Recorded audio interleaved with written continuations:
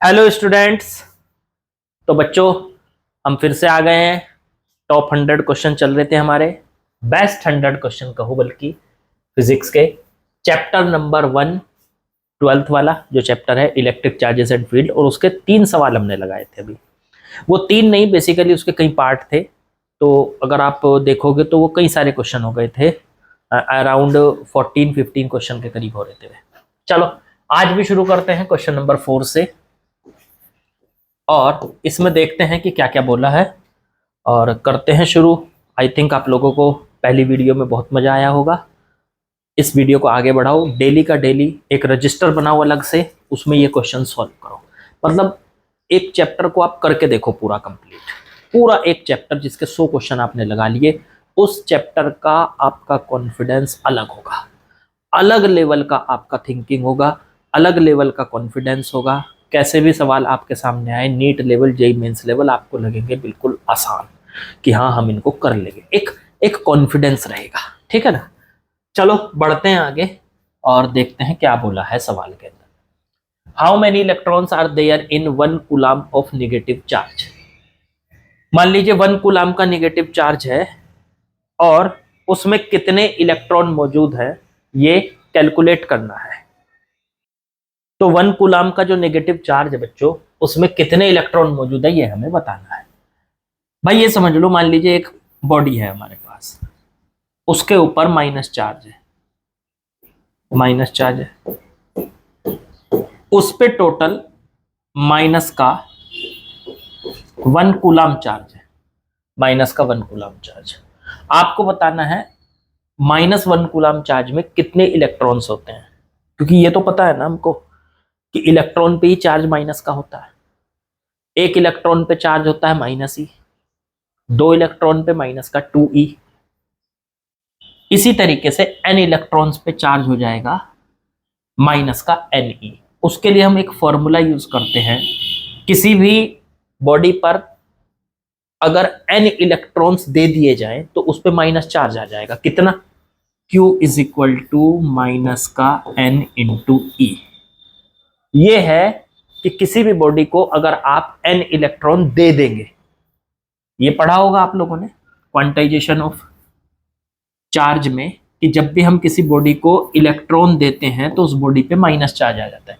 1 electron देंगे तो -E का चार्ज उस पे आ जाएगा, 2 इलेक्ट्रॉन देंगे माइनस का 2E आ जाएगा, 3 इलेक्ट्रॉन देंगे माइनस का 3A आ जाएगा, और अगर n इलेक्ट्रॉन देंगे तो माइनस का Ne आ जाएगा। तो ये चार्ज आ गया इस पे माइनस का Ne। अब यहां से हमें कैलकुलेट करनी है n की वैल्यू। अगर इस बॉडी पे चार्ज 1 कूलम है, मतलब Q की जगह -1 कूलम, Q की जगह अगर हम -1 कूलम लिख दें तो n इंटू E के बराबर रख दें तो n की वैल्यू निकाल लो, माइनस से माइनस कट गया। नंबर ऑफ इलेक्ट्रॉन्स के लिए फॉर्मूला यही लगेगा, ठीक है ना। तो ये E बटे में चला जाएगा, 1 कूलम बटे में E, 1 कूलम बटे में E।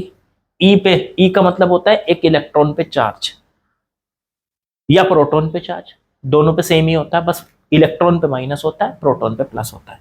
तो इलेक्ट्रॉन पे चार्ज कितना हो गया, या ई की वैल्यू कह दो, ई की वैल्यू कितनी हो गई 1.6 इंटू 10 की पावर -19। बहुत सारे स्टूडेंट ये सोच रहे होंगे कि ई की वैल्यू माइनस में क्यों नहीं रखी। ई की वैल्यू हम माइनस में पहले ही रख चुके हैं, देखो ये माइनस जो था वो माइनस ई की वजह से ही आया था, तो यहां सिर्फ ई की वैल्यू रखी जाएगी। और इनटू में कूलम, मतलब ये हो गया ई की वैल्यू, इलेक्ट्रॉन पे चार्ज या प्रोटॉन पे चार्ज कितना, 1.6 इंटू 10 की पावर -19 कूलम। कूलम से कूलम कट गया, ये बचा 1/1.6 इंटू 10 की पावर -19। इतने इलेक्ट्रॉन, -1 कूलम चार्ज में इतने इलेक्ट्रॉन बच्चों होते हैं। अब इसे थोड़ा सा सॉल्व करके देखोगे तो ये ऊपर चला जाएगा 10 की पावर 19 और बटे में 1.6। जब इसे सॉल्व करेंगे इसमें से 10 को अलग कर लो, 10 की पावर 18 को अलग कर लो और बटे में 1.6। जब इससे इसको काटेंगे ये आएगा अप्रोक्स 6.25। तो ये सॉल्व करके आ गया 6.25 इंटू 10 की पावर 18 इलेक्ट्रॉन्स। इसका मतलब हम यहां से ये कह सकते हैं कि हमारे पास -1 कूलाम चार्ज के अंदर कितने इलेक्ट्रॉन एग्जिस्ट करते हैं, कितने इलेक्ट्रॉन मौजूद होते हैं, 6.25 इंटू 10⁻18। तो पहला क्वेश्चन हमारा बच्चों सॉल्व हो गया। ठीक है, इसके बाद आता है क्वेश्चन नंबर बी। ये ए था, अब बी की बात कर लेते हैं। जरा बी में क्या कहा है। इसमें बोला इन्होंने 10⁻9 electrons move out of a body to another body every second. हर एक सेकंड में एक बॉडी से 10⁻9 इलेक्ट्रॉन्स निकाल के दूसरी बॉडी में शिफ्ट किए जा रहे हैं।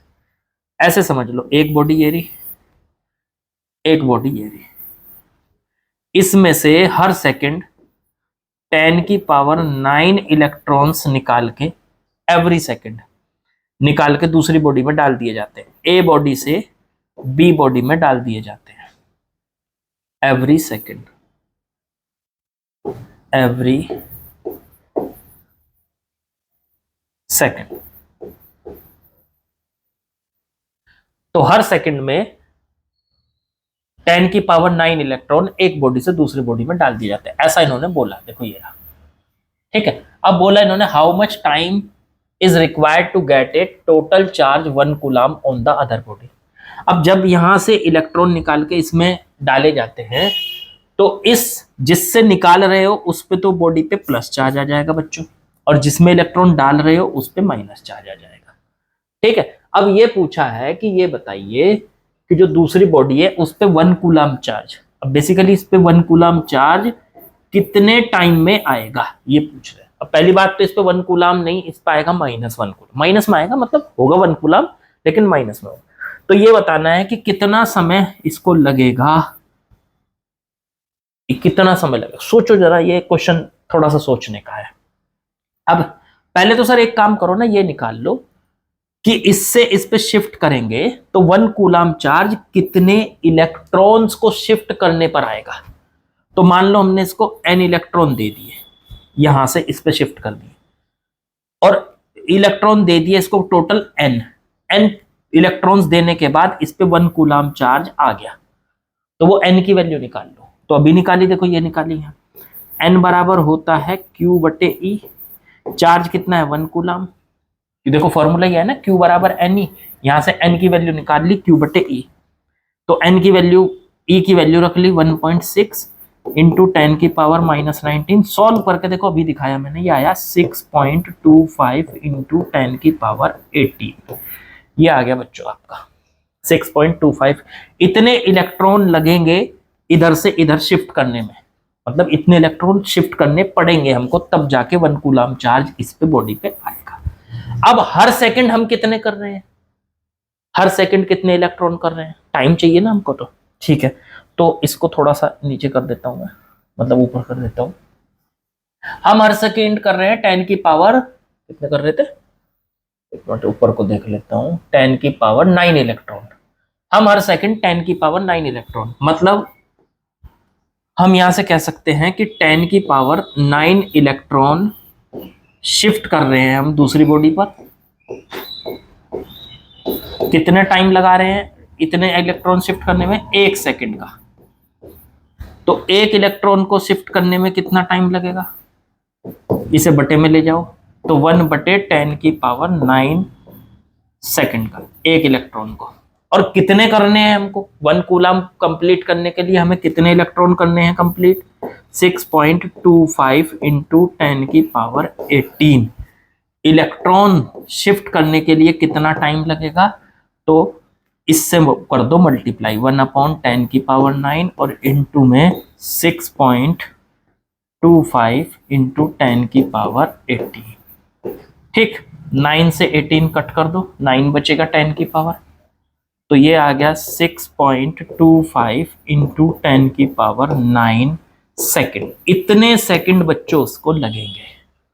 अब सेकंड तो देखने में ये बहुत सारे हैं, सेकंड से भी ज्यादा आपको तब लगेगा जब आप इसको मिनट में कन्वर्ट करेंगे या घंटों में कन्वर्ट करेंगे, तो उसमें लगेगा यार इतना टाइम लगेगा इसको, यहां से इसको इतने सारे इलेक्ट्रॉन तो हम हर सेकंड भेज रहे हैं। बहुत सारे इलेक्ट्रॉन होते हैं, देखो 10⁻9 इलेक्ट्रॉन काफी ज्यादा होते हैं, हर सेकंड भेज रहे हैं। फिर भी इतना ज्यादा समय लगेगा, फिर भी इतना सारा समय लगेगा एक कूलम चार्ज पूरा करने में। तो एक कूलम चार्ज, सोचो कितने इलेक्ट्रॉन है, सोचो कितने इलेक्ट्रॉन है एक कूलम चार्ज के अंदर, कि हर सेकंड इतने सारे इलेक्ट्रॉन भेज रहे हैं हम 10⁹ हर सेकंड, फिर भी इतने सारे सेकंड लग जाएंगे हमको एक कूलम चार्ज कंप्लीट करने में। अगर इनको आप घंटों में बनाएंगे, दिनों में बनाएंगे तो आइडिया लग जाएगा। वैसे तो सेकंड का तो आइडिया आपको लग नहीं रहा होगा। इसे मैं डिवाइड करके बताता हूं। अगर मैं इसको 6.25 इंटू 10⁹ इसको डिवाइड कर दूं मैं 60 से, ये मिनट में चेंज हो जाएगा, मिनट में आ जाएगा। मिनट से घंटों में बनाने के लिए इसको 24 से डिवाइड कर दो, नहीं मिनट में चेंज हो गया, सेकंड से मिनट, एक बार और 60 से कर दो, अब ये घंटों में चेंज हो गया। देखो 60 से डिवाइड करके मिनट में, फिर से 60 से डिवाइड करके अब ये आ गया घंटों में। 24 से डिवाइड कर दो, अब ये आ गए दिन।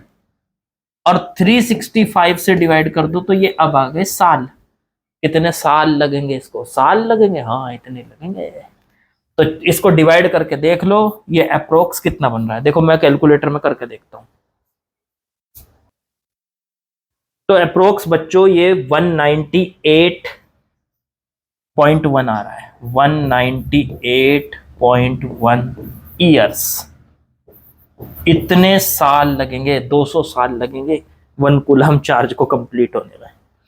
ठीक है ना। तो काफी अच्छा सवाल था, इसने आपको आइडिया दिया कि 1 कूलम चार्ज देखो कितना सारा होता है। आप हर सेकंड 10⁹ इलेक्ट्रॉन भेज रहे हो हर सेकंड, पर 1 कूलम चार्ज उस पर पूरा करने में 200 साल लग जाएंगे लगभग। देखो कमाल की बात। चलो बढ़ते हैं अब अगले क्वेश्चन पे। इसमें क्या था जरा उसको देख लेते हैं। सी पार्ट है इसमें, number estimate the number of electrons in 36 gram of water, how much is total negative charge on these electrons. तो हमारे पास 36 ग्राम वाटर है, ठीक है, और 36 ग्राम वाटर का अंदर जितने भी इलेक्ट्रॉन है वे कैलकुलेट करो। पहले तो हमारा यहीं तक सवाल है, ये एक मिनट, पहला सवाल तो हमारा यहीं तक है, ये वाला सिर्फ इतना इतना पढ़ो।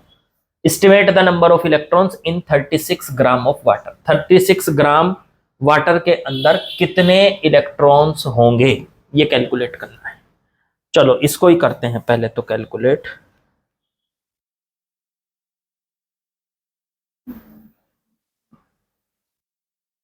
और नो,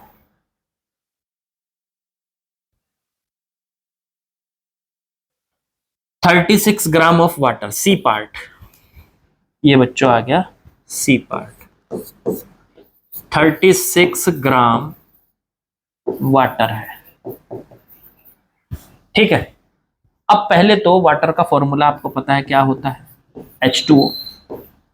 इसके अंदर टोटल कितने इलेक्ट्रॉन होते हैं पूरे एक मॉलिक्यूल में, H2O मॉलिक्यूल में कितने होते हैं। अब सर H के अंदर तो एक होता है, तो 2 H एटम है, तो 2 इलेक्ट्रॉन तो इसके पास है हाइड्रोजन एटम के। ऑक्सीजन के पास होते हैं 8 इलेक्ट्रॉन, तो टोटल हो गए 10 इलेक्ट्रॉन। इसका मतलब एक मॉलिक्यूल के अंदर, या ये कह लो पानी का जो एक मॉलिक्यूल है, H2O का जो एक मॉलिक्यूल है बच्चों, उसके अंदर 10 इलेक्ट्रॉन है। अब 36 ग्राम के अंदर कितने मॉलिक्यूल्स होंगे कैसे पता चलेगा, क्योंकि तभी तो इलेक्ट्रॉन्स हम जान पाएंगे। अब समझो जरा, तो इसके लिए हमें क्या करना होगा, हमें इसका जो है हमें यह पता करना है कि H2O का मोलर मास क्या है। तो वो तो हमें पता है कि कितना होता है, कितना होता है H2O का molar mass. Molar mass of water या H2O कह लो, तो इसका मोलर मास होता है भाई साहब 18 ग्राम पर मोल। एक मोल का 18 ग्राम होता है, ठीक है। तो 36 ग्राम में कितने मोल हो गए, नंबर ऑफ मोल्स। थोड़ा सा केमिस्ट्री पढ़ा दूं आज आपको। नंबर ऑफ मोल्स, तो कितने मोल्स हो गए, तो ऊपर रखेंगे मास ऑफ सैंपल और बटे में molar mass. Molar mass, sample कितना दे रखा है आपको, 36 ग्राम वाटर दिया हुआ है, तो 36 और बटे में मोलर मास है 18 ग्राम पर मोल। इससे काटा तो ये आ गए 2 मोल। इसका मतलब हमारे पास टोटल कितना वाटर मौजूद है बच्चों, 2 मोल्स वाटर मौजूद है, 2 मोल्स। अब ये 2 मोल्स जो वाटर मौजूद है हमारे पास, इसमें से हम क्या कैलकुलेशन निकाल सकते हैं, हम निकाल सकते हैं कि एक मॉलिक्यूल में कितने मॉलिक्यूल है, पहले मॉलिक्यूल निकाल लो। अब 1 मोल के अंदर कितने पार्टिकल होते हैं, 1 मोल जो क्वांटिटी होती है उसके अंदर कितने पार्टिकल होते हैं, 1 मोल के अंदर होते हैं सर एवोगैड्रो नंबर, Na के बराबर एवोगैड्रो नंबर। तो 2 मोल में कितने हो जाएंगे, तो 2 इंटू Na। इसका मतलब हमारे पास जो 36 ग्राम वाटर है उसमें total number of molecules, total number of molecules कितने हैं हमारे पास, 2Na। ठीक है ना। अब एक मॉलिक्यूल में कितने इलेक्ट्रॉन बताए थे मैंने, एक मॉलिक्यूल में 10 इलेक्ट्रॉन, तो 2Na में कितने इलेक्ट्रॉन हो जाएंगे, टोटल नंबर ऑफ इलेक्ट्रॉन्स, कितने इलेक्ट्रॉन्स हो जाएंगे। अब एक मॉलिक्यूल में तो 10 हैं सर, और हमारे पास टोटल कितने मॉलिक्यूल मौजूद हैं, 2Na, तो 2Na से कर दो इसकी मल्टीप्लाई, तो ये आ जाएंगे 2 इंटू 10 मतलब 20Na। ये आ गए टोटल नंबर ऑफ इलेक्ट्रॉन्स। बस यही निकालना था हमको, कितने इलेक्ट्रॉन्स हैं। Na की वैल्यू तो रख दो सर, Na होता है क्या, एवोगैड्रो नंबर, कितना होता है, तो 20 इंटू 6.023 इंटू 10 की पावर 23।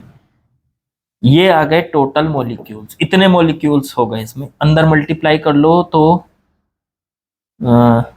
6 4 0 12 ये आ गया, ठीक है ना।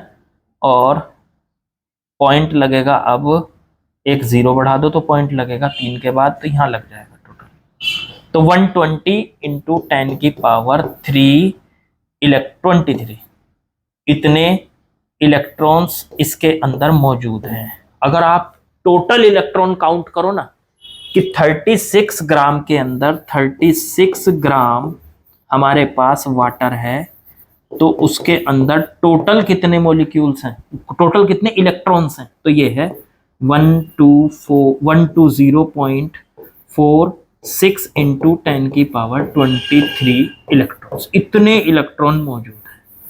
अब उन्होंने सवाल आगे भी पूछा था, उन्होंने पूछा कि इतने इलेक्ट्रॉन का नेगेटिव चार्ज कितना होगा, मतलब अगर इतने इलेक्ट्रॉन को इकट्ठा कर दें एक जगह तो वो पूरा नेगेटिव चार्ज कितना बनेगा। तो चार्ज निकालने के लिए फॉर्मूला लगाते हैं। अगर हमारे पास नंबर ऑफ इलेक्ट्रॉन्स पता है हमें, तो कितना चार्ज, इतने सारे इलेक्ट्रॉन्स मिलकर कितना चार्ज बनाएंगे, कितना नेगेटिव चार्ज बनाएंगे, तो वो बताना है। तो उसके लिए फॉर्मूला लगाएंगे Q equals to Ne। N तो हो गया नंबर ऑफ इलेक्ट्रॉन्स और E हो गया एक इलेक्ट्रॉन का चार्ज। माइनस ले रहा हूं, माइनस तो आपको पता है, ठीक है ना, तो वो नेगेटिव चार्ज बनेगा, ये तो हमें पता है। यार रखोगे तो माइनस में आ जाएगा, बस इतना फर्क है। तो ये N की वैल्यू तो हो गई 120.46 इंटू 10 की पावर 23 इंटू एक इलेक्ट्रॉन का चार्ज 1.6 इंटू में 10 की पावर -19 कूलम। दोनों को कर देते हैं मल्टीप्लाई, तो ये टोटल चार्ज आ गया कि इतने सारे इलेक्ट्रॉन के पास कितना नेगेटिव चार्ज है। एक बात कंफ्यूज नहीं होना, ये मत सोचना कि मतलब वाटर के ऊपर चार्ज है, वाटर के ऊपर चार्ज नहीं है। वाटर के अंदर 2 तरीके का चार्ज है, इलेक्ट्रॉन्स का और प्रोटॉन्स का। जितने इलेक्ट्रॉन है उतने प्रोटॉन है। वाटर के हर मॉलिक्यूल पे 10 इलेक्ट्रॉन है, 10 प्रोटॉन है, ठीक है ना। तो कुल मिला के अगर दोनों चार्ज को ऐड किया जाए तो टोटल नेट चार्ज 0 है। लेकिन वो हमसे नेट चार्ज नहीं पूछ रहा, नेट चार्ज तो अब भी मैं बोलूंगा 0 है। वाटर के ऊपर 36 ग्राम का जो वाटर है उसके ऊपर नेट चार्ज पूछे अगर कोई हमसे 0 है, उसमें कोई शक शुबा नहीं है। तो उसने पूछा नहीं, उसके वाटर के अंदर जो निगेटिव चार्ज है इलेक्ट्रॉन्स की वजह से और पॉजिटिव चार्ज है प्रोटॉन्स की वजह से, तुम सिर्फ इलेक्ट्रॉन की वजह से जो नेगेटिव चार्ज है वो कितना है वो बता दो। वो वाटर के ऊपर का नेट चार्ज नहीं पूछ रहा, वो उसके अंदर जो इलेक्ट्रॉन्स हैं उनका टोटल चार्ज पूछ रहा है कि टोटल नेगेटिव चार्ज इलेक्ट्रॉन्स के पास कितना है, क्योंकि जितना इलेक्ट्रॉन्स के पास नेगेटिव चार्ज है उतना ही प्रोटॉन के पास पॉजिटिव चार्ज है। समझ गए होंगे आप मेरी बात, ठीक है ना। तो दोनों के ऊपर सेम चार्ज है, एक पे पॉजिटिव एक पे नेगेटिव, टोटल चार्ज तो 0 है, लेकिन उसने सिर्फ इलेक्ट्रॉन्स के चार्ज के बारे में पूछा है। तो इलेक्ट्रॉन्स का चार्ज है ये वाटर का नेट चार्ज नहीं है, ये इलेक्ट्रॉन जो उसके अंदर इलेक्ट्रॉन है उन सब का कुल मिला के टोटल चार्ज है ये, ठीक है। तो ये कितना आएगा जरा इसको भी मैं सॉल्व करके देखता हूं। तो इसको मल्टीप्लाई करके बच्चों आ रहा है 192.736 इंटू 10 की पावर -1923, तो 4 बची इतने कूलम। तो अप्रोक्स ये बन गया 192 या 1.92 कह लो बस, इसको 1.9 कह लो बस, और 2 पावर और बढ़ा दो इसकी, इतने कूलम। इसके अंदर इतने कूलम चार्ज मौजूद है बच्चों, ठीक है। वो नेगेटिव चार्ज, इतना ही पॉजिटिव चार्ज है, तो टोटल चार्ज 0 है, ठीक है। चलो अगले सवाल पे चलते हैं। ये क्वेश्चन तो शायद कंप्लीट हो गया, क्वेश्चन नंबर 4 हमारा, शायद 3 ही पार्ट थे इसमें, हाँ 3 ही पार्ट थे, ठीक है। ये कंप्लीट हमारा। अब आगे बढ़ते हैं, जरा बताते हैं आपको क्वेश्चन नंबर 5 में। चलो 5 क्वेश्चन पे आगे बच्चों। इसमें लिखा है, देखो हर तरीके के सवाल हैं इन शीट्स के अंदर जो मैंने बनाई हैं आप लोगों के लिए, हर तरीके के सवाल हैं, अच्छे, आसान, मुश्किल, कंसेप्चुअल, और जो थ्योरी अच्छी ना हो जिनकी, वो थ्योरी पढ़ना चाहते हैं, मतलब थ्योरी अपनी स्ट्रॉन्ग करना चाहते हैं, तो शुरू में उनके लिए भी सवाल हैं कि अच्छी थ्योरी पढ़ी कि नहीं आपने, ये टेस्ट करने के लिए, ठीक है। तो हर तरीके के सवाल हैं बच्चों। चलो खैर 5th क्वेश्चन का ए पार्ट, इसको थोड़ा सा बड़ा कर देते हैं, इसको थोड़ा सा बड़ा कर देते हैं, ए पार्ट। तो ए पार्ट में क्या बोला है सॉल्यूशन इसका, find the dimensions and units of epsilon naught. Epsilon not की डायमेंशन और यूनिट बताइए। तो हमारे पास 2 चार्ज, मान लीजिए एक Q1 है एक Q2 है, और दोनों के बीच में डिस्टेंस R है, ठीक है। तो वो एक दूसरे को क्या करेंगे, रिपेल करेंगे F फोर्स के साथ। ये कूलम ने बताया था, कूलम्स लॉ क्या था, इन दोनों के बीच में लगने वाला force 1/4 pi epsilon not Q1 into Q2 बटे में R², ठीक है। इससे क्या, इस फॉर्मूले से हम एप्सिलॉन नॉट की वैल्यू निकाल सकते हैं। इस एप्सिलॉन नॉट को यहाँ ले आते हैं और F को इसकी जगह ले जाते हैं, तो ये फॉर्मूला आ गया एप्सिलॉन नॉट बराबर 1/4 पाई F आ जाएगा, ये F Q1 इंटू Q2 बटे में R², ये आ जाएगा बच्चों, ठीक है। अब एप्सिलॉन नॉट की यूनिट बतानी है, और एप्सिलॉन नॉट की यूनिट के साथ साथ क्या बताना है, डायमेंशन भी बतानी है। चलो ठीक है, तो पहले तो यूनिट लिख लें। तो एप्सिलॉन नॉट की यूनिट, यूनिट ऑफ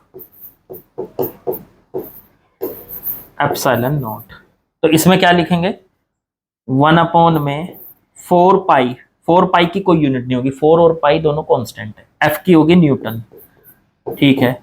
ऊपर Q चार्ज, तो कूलाम इनटू में कूलाम, Q1 Q2 बटे R², तो मीटर स्क्वायर। तो ये आ गया सोल्व करके कूलाम का स्क्वायर बटे में न्यूटन इनटू में मीटर का स्क्वायर। ये आ गई एप्सिलॉन नॉट की यूनिट। पहला आंसर हमारा यही हो गया बच्चों। आगे पूछा है इन्होंने कि इसकी डायमेंशन भी बताओ। चलो डायमेंशन भी बताते हैं। Dimension of dimension of epsilon naught. Epsilon not की डायमेंशन क्या होगी? तो भाई साहब डायमेंशन होगी, पहले तो चार्ज की डायमेंशन लिखो। चार्ज का फॉर्मूला क्या होता था, साइड में बता देता हूं मैं यहाँ।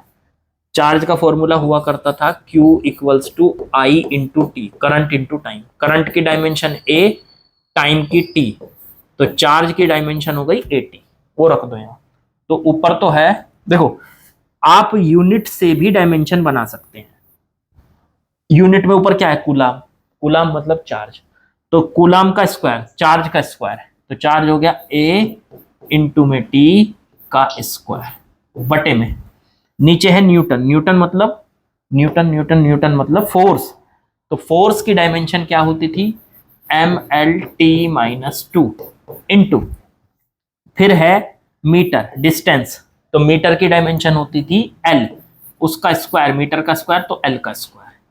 तो ऊपर आ गया A का स्क्वायर T का स्क्वायर बटे में M L3T-2, ये हो गया बच्चों। ठीक है, ये M ऊपर चला जाएगा, L ऊपर चला जाएगा, तो पावर में -3 हो जाएगी। T ऊपर जाएगा, माइनस पावर है ऊपर जाके प्लस हो जाएगी, T की पावर 4 और A का स्क्वायर। ये आ गया आपका डायमेंशन एप्सिलॉन नॉट का। ठीक है, कोई चीज कहीं मिस्टेक हो जाए, कुछ गलत लिखी जाए तो प्लीज इग्नोर इट, मैं उसमें बता देना कमेंट में। ठीक है सर आपने गलत कर दिया, हो जाता है भाई गलती, कुछ भी हो सकता है, ऐसा कुछ नहीं है। ठीक है, लेकिन कोशिश यही करूंगा कि सही से आपको कराया जाए। चलो अगले पार्ट पे चलते हैं। चलिए अब बी पार्ट करते हैं इसका। बी पार्ट में क्या बोला है, एप्सिलॉन नोट की हमने यूनिट भी और डायमेंशन भी दोनों निकाल लिए। बी पार्ट पढ़ लो। Dielectric constant of water is 80, what is its permittivity. इसकी परमिटिविटी चेक करनी है। चलो जरा इसको ऊपर कर देते हैं। अगला सवाल, question number B, dielectric constant of water. Water का डाइलेक्ट्रिक कांस्टेंट, डाइलेक्ट्रिक कांस्टेंट को हम K से रिप्रेजेंट करते हैं। वाटर के लिए K की वैल्यू दे रखी है 80, डाइलेक्ट्रिक कांस्टेंट वाटर का 80 है। इसकी परमिटिविटी चेक करनी है। परमिटिविटी क्या होती है, एप्सिलॉन। तो इसका फॉर्मूला होता है epsilon equals to K into में एप्सिलॉन नॉट। एप्सिलॉन तो है, ये फॉर्मूला लगाना है। एप्सिलॉन तो है permittivity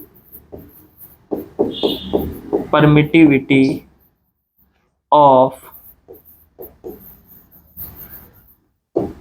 medium.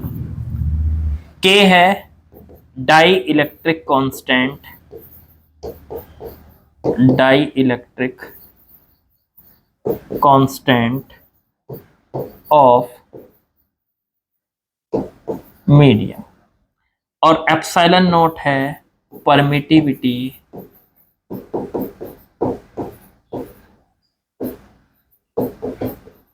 Permittivity of vacuum या एयर। तो ये तीनों चीजें हैं, ये फॉर्मूला हमें यहां लगाना है। हमें वाटर की परमिटिविटी निकालनी है, मतलब हमको एप्सिलॉन निकालना है। वाटर का डाइलेक्ट्रिक कांस्टेंट 80 हमको दिया है, एप्सिलॉन नॉट की वैल्यू हमें पता होती है, तो दोनों को उठा के रख दो, यहाँ पे एप्सिलॉन आ जाएगा। तो यहाँ पे लगाना है एप्सिलॉन बराबर K into epsilon not. Water की परमिटिविटी, तो वाटर की K की वैल्यू 80 हो गई, और एप्सिलॉन नॉट की वैल्यू बच्चों हो गई, एप्सिलॉन नॉट की वैल्यू होती है 8.85 इंटू 10 की पावर -12। इसकी मल्टीप्लाई कर लेते हैं, मुझे बार बार कैलकुलेटर यूज करना पड़ रहा है। इसकी मल्टीप्लाई कर लेते हैं बच्चों, 80 इंटू में 8.85, तो 708 इंटू 10 की power -12, that is the permittivity of water. Unit क्या बनेगी इसकी बच्चों, तो यूनिट बनेगी इसकी, जो एप्सिलॉन नॉट की यूनिट थी वही इसकी बनेगी। ये रही एप्सिलॉन नॉट और एप्सिलॉन एक ही तो बात है, बस ये मीडियम की परमिटिविटी है, और एप्सिलॉन नॉट किसकी होती है, वो होती है वैक्यूम की परमिटिविटी। तो यूनिट यही बनेगी, कूलाम का स्क्वायर और बटे में न्यूटन इनटू में मीटर का स्क्वायर। यही हमारा आंसर हो गया बच्चों। चलिए अगले क्वेश्चन पे चलते हैं। चलिए बच्चों नेक्स्ट क्वेश्चन पे आ गए हम, क्वेश्चन नंबर 6। सॉल्यूशन देखते हैं। इसमें भी हमारे 4 पार्ट हैं अलग अलग। ये 4 क्वेश्चन है अलग अलग, ये समझ लीजिए, समझे? ये एक क्वेश्चन नहीं है। तो आप कहोगे सर आपने लिख 100 रखा है और कराओगे हमें उससे भी ज्यादा। हाँ होगा ऐसा। अरे भाई कुछ चैप्टर छोटे हैं, उसमें कम भी कराएंगे दूसरे चैप्टर्स के साथ कनेक्ट करके, ठीक है? कराएंगे आपको सारे क्वेश्चन हर तरीके के। मेरी कोशिश ये है कि हर तरीके का सवाल आपको करा दिया जाए, बस ये। चलो पहला सवाल देखो। इसमें बोला इसने two large conducting charge Q1 and Q2 are brought close to each other. Is electrostatic force between them is exactly given by F is equal to Q1 Q2 बटे 4 pi epsilon naught R square. Why? बहुत अच्छा है। देखो भाई इन्होंने कहा 2 बड़े charge हैं, एक ये रहा एक ये रहा, ठीक है? उनके सेंटर से सेंटर तक की डिस्टेंस R है, ओके। इस पे पूरे पे चार्ज है मान लीजिए Q1 और इस पे पूरे पे चार्ज है मान लीजिए Q2। तो इनके बीच में लगने वाला जो फोर्स होगा वो 1/4 pi epsilon not Q1 into Q2 बटे में R स्क्वायर होगा। होगा कि नहीं होगा? हाँ सर होना तो चाहिए, यही होता है फॉर्मूला, तो होना तो यही चाहिए, पर ये होगा नहीं। क्यों सर? फॉर्मूला बदल गया क्या? कूलाम्स लॉ बदल गया क्या? बदल नहीं गया। जरा कूलाम्स लॉ को ढंग से याद करो क्या था। कूलाम्स लॉ तब लगता था जब 2 छोटे चार्ज हैं, एक है Q1 और एक है Q2, साइज में छोटे चार्ज हैं, उनके बीच में गैप है R। उसके लिए तो बच्चों ये फॉर्मूला है आपका फिट। ये फॉर्मूला इसके लिए तो है फिट, ये इसके लिए तो काम करेगा, ठीक है? लेकिन इसके लिए नहीं करेगा। क्यों? क्योंकि चार्ज साइज में बड़े हैं। उससे क्या होगा? उससे फर्क पड़ता है। फर्क क्या पड़ता है? अभी देखो ये चार्ज कैसे हैं, ये चार्ज बड़े हैं साइज में, उसकी वजह से पूरी सरफेस पे चार्ज फैला हुआ नहीं होगा। रिपल्शन की वजह से चार्ज क्या होंगे? दूर दूर चले जाएंगे। तो ये डायग्राम अभी तो हमें देखने में ऐसा लग रहा है, लेकिन जब हम इनको पास रखने की कोशिश करेंगे या पास रखेंगे तो इनके जो ये चार्ज इधर की सरफेस पे भी चार्ज है ना, ये एक दूसरे को रिपेल करेंगे और इसका सारा चार्ज इधर इकट्ठा हो जाएगा सरफेस में। मतलब पहले तो पूरी सरफेस पे फैला हुआ था, अब वो थोड़ा साइड में को चला गया। ऐसे ही इस वाली का चार्ज भी इस सरफेस पे यहां इकट्ठा हो जाएगा। यहां पे चार्ज इकट्ठा हो गया Q1, यहां पे Q2, ठीक है? और दोनों के बीच में जो ये गैप है देखो, ये बढ़ गया यहां से यहां तक। ये जो यहां पे गैप दिखाई दे रहा है ना आपको, ये चार्जेस के बीच का गैप। अब सेंटर से सेंटर पे नहीं लेना, चार्ज जब यहां है इधर है और ये वाला चार्ज इधर है, तो इनके बीच का जो गैप है ये देखो बढ़ चुका। सेंटर तक नहीं रहा, पहले सेंटर तक गैप था तो R था, लेकिन अब ये इधर ये चार्ज इस साइड में इकट्ठा हो गया जाके, ये वाला चार्ज इस साइड में इकट्ठा हो गया जाके, तो दोनों के बीच में गैप बढ़ गया। गैप बढ़ने से क्या हुआ? ये डिस्टेंस बढ़ने से क्या हुआ? डिस्टेंस बढ़ने से फोर्स कम होता है, क्योंकि फोर्स इनवर्सली प्रोपोर्शनल होता है R स्क्वायर के। R बढ़ेगा तो फोर्स घटेगा, इनवर्सली प्रोपोर्शनल है। तो इसकी वजह से जब इन बॉडीज को पास रखा जाता है, हम तो सोचते हैं कि इस फॉर्मूले से इनके बीच में फोर्स निकल आएगा, लेकिन नहीं निकलता, फोर्स इससे कम आता है। उसकी वजह क्या है? वजह यह है कि पहले तो चार्ज पूरी सरफेस पे फैला था, इसकी भी इसकी भी, लेकिन जब दोनों को पास रखा गया तो रिपल्शन की वजह से ये चार्ज सरफेस पे दूर इकट्ठा हो जाएगा जाके। इसमें भी रिपल्शन की वजह से ये चार्ज सरफेस पे दूर इकट्ठा हो जाएगा जाके। मतलब होना तो यहां पे भी था चार्ज, तो लेकिन रिपल्शन की वजह से दूर जाने की कोशिश कर रहा है ना, तो सरफेस पे जितना दूर जा सकता है चला जाएगा, इधर भी जितना दूर जा सकता है चला गया, इधर भी जितना दूर जा सकता है चला गया। तो इनके बीच में जो इफेक्टिव लेंथ है वो बढ़ गई, इफेक्टिव लेंथ बढ़ गई। पहले ये लेंथ सेंटर से ले रहे थे हम, लेकिन अब ये लेंथ इफेक्टिव लेंथ बढ़ चुकी है। लेंथ बढ़ने से, इनके बीच की डिस्टेंस बढ़ने से इनके बीच का फोर्स बच्चों कम हो जाएगा। ये कम हो गया फोर्स। हाँ, अगर ये चार्ज छोटे होते, ये Q1 और Q2, तो क्या इन्हें दूर जाने के लिए जगह मिलती? अब ये बॉडी बड़ी थी, इसी वजह से तो इन्हें दूर की सरफेस पे जाने के लिए जगह मिल गई, इसलिए ये दूर चला गया चार्ज। जब ये साइज में इतने छोटे हैं तो ये दूर जाएंगे नहीं, जहां है वहीं रहेंगे, r डिस्टेंस पर रहेंगे, तो इनके बीच का फोर्स भी ये रहेगा। लेकिन अब ये जो नया फोर्स लगेगा इनके बीच में F डैश, वो पहले वाले फोर्स से, जो ये लगना चाहिए था, ये लगना चाहिए था, इस फोर्स से कम होगा, क्योंकि चार्ज जो है उनके बीच की इफेक्टिव लेंथ या उनके बीच की इफेक्टिव डिस्टेंस बढ़ चुकी है, ये बढ़ गया। इस वजह से ये, इससे हम कैलकुलेट नहीं कर पाएंगे, गलत आएगा हमारा आंसर। यही बता रहा है हमको, मतलब ये हमारा क्वेश्चन नंबर 6 का ए पार्ट सॉल्व हो चुका है या एक्सप्लेन हो चुका है। चलो अगले पार्ट पे चलते हैं जरा। अगले पार्ट में क्या बोला इसने, a charge is be divided on two objects, दो ऑब्जेक्ट्स पे चार्ज को डिवाइड करना है, और इस तरह से डिवाइड करना है, what should be the value of charges in the object so that the force between them is maximum. देखो सवाल पढ़ लिया मैंने, बी पार्ट जरा इसका सॉल्व करते हैं।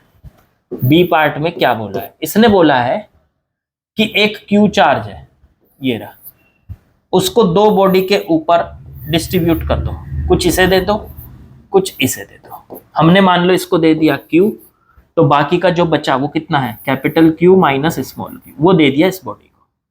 इस Q चार्ज को हमने दो जगह डिस्ट्रीब्यूट कर दिया, दो बॉडी के ऊपर डिस्ट्रीब्यूट कर दिया। हमें ये डिस्ट्रीब्यूशन इस तरह से करना है कि इनके बीच में लगने वाला जो रिपल्शन है, मान लो ये r डिस्टेंस पे रखे हैं, तो इनके बीच में जो लगने वाला रिपल्शन है, रिपल्सिव फोर्स, वो मैक्सिमम हो जाए, सबसे ज्यादा हो जाए। अच्छा, ऐसा हो सकता है कि सबसे ज्यादा हो जाए? हाँ देखो, मैं करके दिखाऊंगा आपको पूरी बात। मान लो मेरे पास 10 कूलम का चार्ज है, मैंने उसको दो अलग अलग बॉडी पे डिस्ट्रीब्यूट किया। एक को दिया 1 कूलम, तो दूसरी को कितना मिलेगा, 9 कूलम। टोटल तो 10 है ना। नहीं, मैंने इसको 2 दिया तो इसको 8 मिलेगा। नहीं, मैंने इसको 3 दिया तो इसको 7 मिलेगा। नहीं, मैंने इसको 4 दिया तो इसको 6 मिलेगा। नहीं, मैंने इसको 5 दिया तो इसको 5 मिलेगा। नहीं, मैंने इसको 6 दिया तो इसको 4 मिलेगा। इस तरीके से आप उसको डिस्ट्रीब्यूट करते चले जाओगे। हाँ, अब इनके बीच में जो फोर्स है वो किस बात पे डिपेंड करता है, दो चार्जेस के बीच का फोर्स F, वो डिपेंड करता है 1/4πε0, ये तो K की वैल्यू हो गई। पहला चार्ज Q1 इंटू Q2 बटे में R²। अब देखो इस सिचुएशन में दो बॉडी है, उन पे दोनों पे चार्ज है, 1/4πε0 तो कांस्टेंट होता है, और इनके बीच की जो डिस्टेंस है ये हम बदल नहीं रहे हैं, कांस्टेंट है, तो R भी कांस्टेंट है। तो इसका मतलब F जो है वो प्रोपोर्शनल होगा Q1 इंटू Q2 के। हाँ, अगर Q1 इंटू Q2 की वैल्यू ज्यादा होगी तो इनके बीच का फोर्स भी ज्यादा होगा, और अगर Q1 इंटू Q2 की वैल्यू कम होगी तो इनके बीच का फोर्स भी कम होगा। तो यहां से देखो, पहली बॉडी पे चार्ज Q1 कितना है, 1, और Q2 कितना है, 9। अगर दोनों को मल्टीप्लाई करें 1 इंटू 9 तो ये आ जाएगा 9। ऐसे ही दूसरी बॉडी में, मतलब दूसरी सिचुएशन में, अब अगर पहली बॉडी को 2 कूलम दे दिया और इसको 8 दे दिया दूसरी बॉडी को, तो अब इनके बीच में जो Q1 इंटू Q2 की वैल्यू होगी, ये तो Q1 की वैल्यू है, ये Q2 की वैल्यू है, जिसमें Q1 और Q2 का प्रोडक्ट ज्यादा आएगा, Q1 Q2 की वैल्यू ज्यादा आएगी, वही फोर्स ज्यादा होगा, मैक्सिमम। मतलब हम ये कह सकते हैं जब Q1 Q2 मैक्सिमम होगा, Q1 इंटू Q2 मैक्सिमम होगा, तो फोर्स भी मैक्सिमम होगा। तो अब इन सारी सिचुएशन में हमें ये पता लगाना है कि किसके लिए Q1 इंटू Q2 की वैल्यू मैक्सिमम। अगर Q1 को 1 लें और Q2 को 9 लें तो Q1 इंटू Q2 आ गया 9। अगर Q1 को 2 लें और Q2 को 8 लें तो 2 इंटू 8 आ गया 16। अगर Q1 को 3 लें और Q2 को 7 लें तो 3 इंटू 7 आ गया 21। अगर Q1 को 4 लें और इसको 6 लें तो ये आ गया 4 इंटू 6 24। देखो धीरे धीरे Q1 Q2 की वैल्यू बढ़ रही है कि नहीं। 5 लें अगर Q1 को और Q2 को 5 लें तो 5 इंटू में 5 ये आ गया 25। ओके, अगर Q1 को 6 लें और इसको 4 लें तो ये आ जाएगा आपका 6 इंटू में 4 24। देखो पहले Q1 Q2 की वैल्यू यहां तक बढ़ रही है, यहां पे पहुंचने के बाद Q1 Q2 की वैल्यू मैक्सिमम हो चुकी है और उसके बाद फिर घटनी शुरू हो गई। देखो ये फिर 24 हो गया, 9 से 16 हुआ, 16 से 21, 21 से 24, 24 से 25 बढ़ गया, यहां तक बढ़ा, फिर 24 हो गया, वापस घट गया। तो Q1 Q2 की वैल्यू सबसे ज्यादा कब हो रही है? जब Q1 और Q2 दोनों आपस में इक्वल हैं। Q1 भी 5 है और Q2 भी 5 है। इसका मतलब तो मैं ये कह सकता हूं कि अगर हम ऐसे सोचें कि Q चार्ज है, इसको दो बॉडी पे अलग अलग बांटना है और हम चाहते हैं कि उन बॉडी के बीच में लगने वाला फोर्स मैक्सिमम हो जाए। तो मैक्सिमम बच्चों तभी होगा जब उनके चार्ज को आप बिल्कुल बराबर डिवाइड कर दोगे। Q में से आधा इसको दे दोगे Q/2, आधा इसको दे दोगे Q/2, तो उनके बीच में लगने वाला जो फोर्स हो जाएगा वो मैक्सिमम हो जाएगा। और कितना हो जाएगा? 1/4 पाई एप्सिलॉन नॉट। इसको खाली K भी लिख सकते हैं, K लिख लो चाहे इसको, चलो लिख दिया अब तो मैंने। और Q1 इंटू Q2, तो Q/2 इंटू में Q/2 और बटे में इनके बीच का गैप R²। यही है वो मैक्सिमम फोर्स। ठीक है, ये मैक्सिमम फोर्स है वो जिसको हमें कैलकुलेट करना था। हमें बताना था कि एक चार्ज को दो अलग अलग बॉडी पे कितना कितना दे ताकि उनके बीच में लगने वाला फोर्स मैक्सिमम आ जाए किसी पर्टिकुलर डिस्टेंस के लिए। तो वो कितना कितना आया? आधा आधा चार्ज दे दो, जितना भी चार्ज है टोटल आधा एक बॉडी को दे दो, आधा दूसरी बॉडी को दे दो। ठीक है, चलो ये निकाल दिया हमने। वैसे इसका दूसरा तरीका भी था, हम इसको कर सकते थे, ये तो हमने रैंडमली कुछ कैलकुलेशन सोचते समझते हुए किया, लेकिन हम इसको कैलकुलस मेथड से भी कर सकते थे। कैलकुलस मेथड से आप किसी भी पर्टिकुलर फंक्शन की मैक्सिमम या मिनिमम वैल्यू निकाल सकते हैं। आगे के कोई क्वेश्चन आएगा तो उसमें बता दूंगा। ठीक है, चलो जरा इसका नेक्स्ट पार्ट पढ़ते हैं बच्चों। सी पार्ट में बोला two charge particles each of charge Q are joined by an insulating string of length L and system is capped on a smooth surface. Find the tension in the string. फिर से पढ़ लेता हूं। To charge particle हैं, हर एक पे charge Q है, एक रस्सी से बंधे हैं दोनों, इंसुलेटिंग स्ट्रिंग है जिसमें को चार्ज चल नहीं सकता, लेंथ L की है और system is capped on smooth surface. Find the tension in the string. ठीक है ठीक है ठीक है, सी पार्ट जरा इसको अब हम सॉल्व करने जा रहे हैं। Part number C. देखो हमारे पास दो चार्ज हैं, एक बॉडी एरी, एक बॉडी एरी, दोनों पे सेम चार्ज है, स्मूथ सरफेस पे रखे हैं दोनों और दोनों एक रस्सी से बंधे हैं। ये रस्सी कैसी है? ये इंसुलेटिंग रस्सी है। इंसुलेटिंग कैसी होती है? इंसुलेटिंग रस्सी ऐसी होती है जिसमें को करंट नहीं चल सकता, जिसमें को चार्ज चल नहीं सकता, कंडक्टिंग नहीं है, इंसुलेटिंग है। ठीक है, तो इधर का चार्ज इधर नहीं जा सकता, इधर का इधर नहीं जा सकता। अब ये बताना है कि अगर ये रस्सी की लेंथ L है और स्मूथ सरफेस है तो इन दोनों के बीच में रिपल्शन होगा, उसकी वजह से रस्सी में टेंशन कितनी होगी। बहुत आसान। एक बात बताओ, पहले तो ये रस्सी से बंधे हैं, अगर रस्सी से ना बंधे होते तो क्या ये एक दूसरे के पास रुकते? नहीं, बिल्कुल नहीं। क्यों? क्योंकि दोनों के बीच में रिपल्शन है। ये इसको इधर रिपेल कर रहा होगा F फोर्स से, ये इसको इधर रिपेल कर रहा होगा F फोर्स से। सबसे पहले इन दोनों के बीच में ये F निकाल लो, कितना होगा ये? तो F होगा K। K की वैल्यू क्या होती है? 1/4 पाई एप्सिलॉन नॉट। ये वही K है। Q1 इंटू Q2, तो Q इंटू में Q और बटे में इनके बीच का गैप L², रस्सी की लेंथ L², ये इनके बीच का फोर्स है।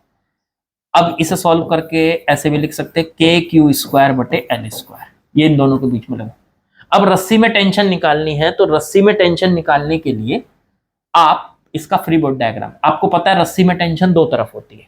अगर टेंशन की डायरेक्शन बनाओगे तो अगर हम इधर से देखें तो रस्सी में टेंशन इस तरफ होगी, ऐसे, और अगर इस वाले ब्लॉक से देखें तो रस्सी में टेंशन इस तरफ होगी। याद रखो, रस्सी में टेंशन हमेशा दोनों साइड होती है, एक एक्शन होता है, एक रिएक्शन होता है। तो ये रस्सी की टेंशन है। अगर मैं यहां से देखूं तो सिर्फ इसको बाहर निकाल लो, ये निकाल लिया, इस पे इधर फोर्स F है, इधर फोर्स T है, नीचे की तरफ इसका वेट और ऊपर की तरफ mg, लेकिन उसका हमें कुछ नहीं करना, इसलिए बना भी नहीं रहा हूं इसको। इधर जो ये फोर्स F है ये इसको इधर खींच रहा है और रस्सी की टेंशन इधर खींच रही है, लेकिन ये क्या कहीं जा रहे हैं? नहीं, ये वहीं के वहीं है, इक्विलिब्रियम में है। तो ये किस में है? इक्विलिब्रियम।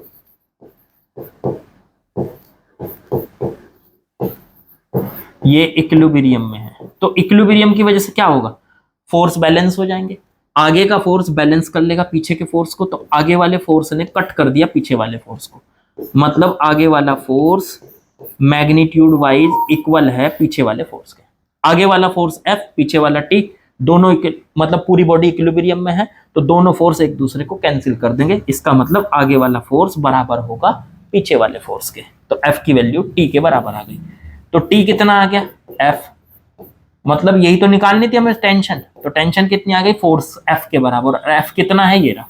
इस F की वैल्यू उठा के यहाँ रख दो, तो ये आ गई KQ² बटे में L²। यही है रस्सी के अंदर की टेंशन। यही है बच्चों रस्सी के अंदर की टेंशन।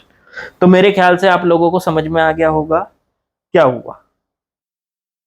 चलिए अब नेक्स्ट पार्ट पे चलते हैं, जरा देखते हैं नेक्स्ट पार्ट क्या दिया है भाई।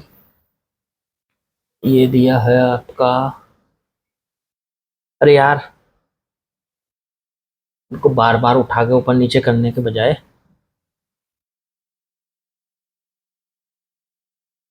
हाँ यहाँ रख देते हैं, इसे हटा देता हूँ। ये कौन सा मुझे आपको पीडीएफ भेजनी पड़ सकती है।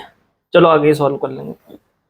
A particle A having charge small q and mass m is placed at the bottom of smooth inclined plane of inclination theta। एक पार्टिकल है, दो हो गए, तीन हो गए हमारे, ये भी हो गया, ये भी हो गया, ये भी हो गया, ये भी हो गया। ए particle A having charge q, ये कर रहा हूं मैं अब। A particle A having charge q and mass m is placed at the bottom of smooth inclined plane, ठीक है। Where should a block B having same charge and mass be placed on the incline so that it remains in equilibrium?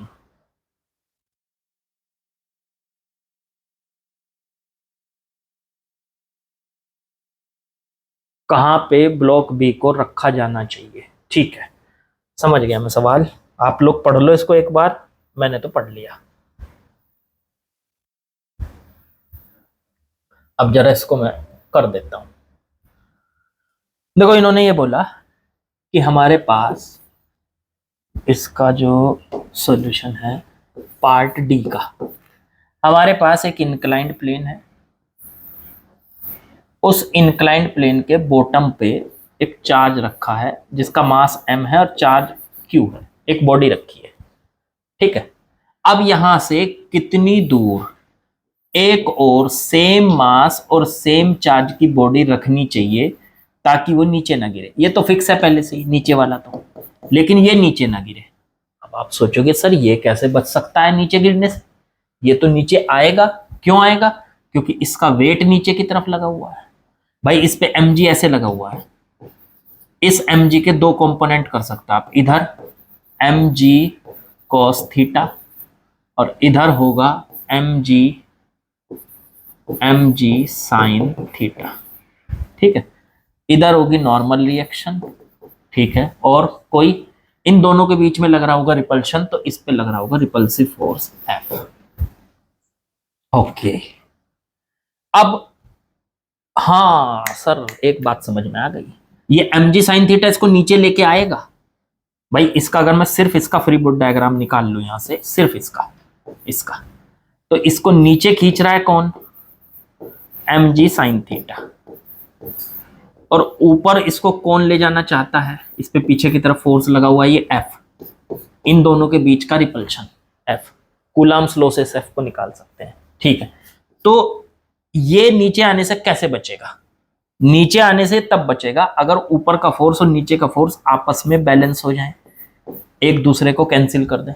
तो ऊपर का force है F और नीचे का force है mg साइन थीटा, नीचे का फोर्स। अगर ये दोनों आपस में बराबर हो गए तो ये एक दूसरे को बैलेंस कर देंगे और ये बॉडी रुकी रहेगी। यही तो चाहिए, यही तो चाहिए हमें, यही तो निकालना है कि इस मास, इस वाले, ये तो फिक्स है पहले से, इस वाले मास को मैं ऐसे कहां पे सेट करूं, कहां पे इसको रखूं ताकि ये नीचे ना गिरे, बैलेंस हो जाए, इक्विलिब्रियम में आ जाए।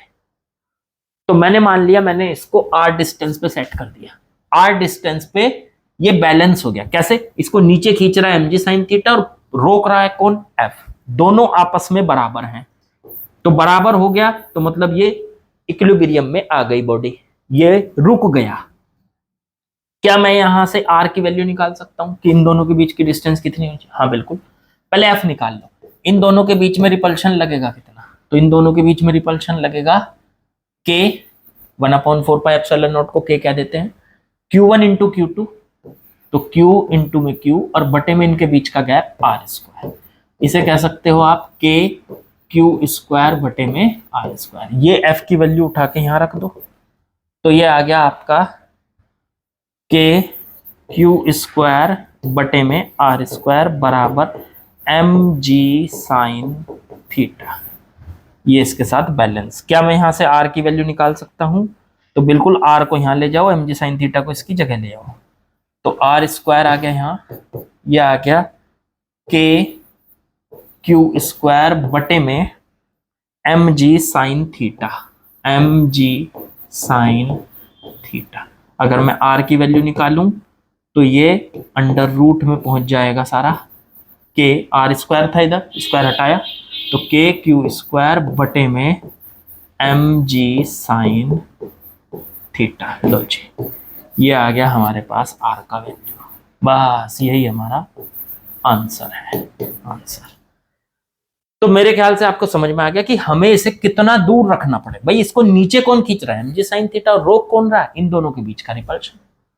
रुकेगा कब? जब दोनों बराबर हो जाएंगे, आपस में कैंसिल हो जाएंगे, एक दूसरे को बैलेंस कर लेंगे, इक्विलिब्रियम आ जाएगा। बस इक्विलिब्रियम लाके दोनों को बैलेंस कराया, एक दूसरे के इक्वल रखा, R की वैल्यू निकाल दी, समझ में आ गया कि कहां पे इसको रखना चाहिए, ये समझ आ गया। मेरे ख्याल से सारे पार्ट इसके कंप्लीट। डी तो एक मिनट, डी पार्ट ही था शायद इसमें लास्ट, डी पार्ट ही था या और भी है? नहीं, डी था बस लास्ट। तो डी लास्ट था बच्चों, ये हमारा कंप्लीट हो चुका है। ओके, डी पार्ट ही था बस, ये हमारा कंप्लीट हो गया। Question complete. चलो अगले सवाल पे आते हैं। तो बच्चों लगभग 1 घंटे आज हमने क्वेश्चन कर लिए हैं। क्वेश्चन आपको लग रहा है कि 3 ही हुए हैं? शायद 5, 6 और 7, नहीं 4, 5 और 6, 3 तक तो कर रखे थे हमने कल, तो उनमें भी अलग अलग पार्ट थे, तो क्वेश्चन ज्यादा हैं, ऐसे मत समझिएगा कि 3 ही क्वेश्चन हुए। 1 घंटे में 3 से ज्यादा फ्रीक्वेंसी आएगी, आगे आगे के क्वेश्चन सिंगल सिंगल भी आएंगे। इस तरीके से 100 क्वेश्चन लगभग हम 15 दिनों में 17-18 दिनों तक कंप्लीट कर लेंगे। ठीक है, इतने आप लोग अपने कोचिंग में जहां पढ़ रहे हो या मेरे पास पढ़ रहे हो, वहां पे चैप्टर खत्म होगा, यहाँ पे भी खत्म हो जाएगा। ठीक है, तो मिलते हैं, कल मिलते हैं। 1-1 घंटे रोज, धीरे धीरे टाइमिंग आगे बढ़ाने की जरूरत पड़ेगी तो बढ़ा लेंगे, उसकी टेंशन नहीं है। ठीक है, क्वेश्चन धीरे धीरे बढ़ाते रहेंगे, प्रैक्टिस करते रहिए। लाइक शेयर सब्सक्राइब कीजिए, दूसरों का भी भला कीजिए, हमारा भी भला कीजिए, अपना भी भला कीजिए, सबके भले में भला है। ठीक है, चलिए मिलते हैं कल।